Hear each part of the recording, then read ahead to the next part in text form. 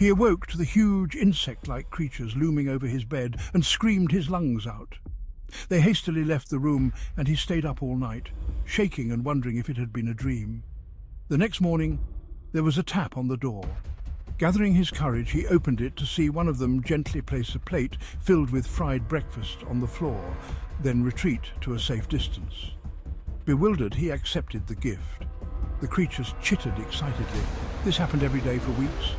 At first he was worried they were fattening him up, but after a particularly greasy breakfast left him clutching his chest from heartburn, they were replaced with fresh fruit.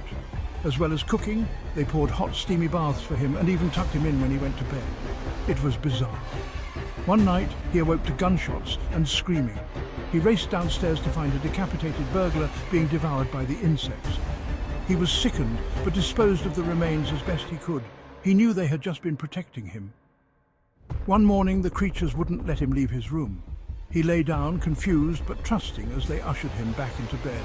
Whatever their motives, they weren't going to hurt him.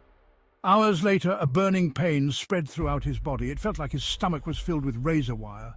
The insects chittered as he spasmed and moaned. It was only when he felt a terrible squirming feeling beneath his skin that he realized the insects hadn't been protecting him. They had been protecting their young.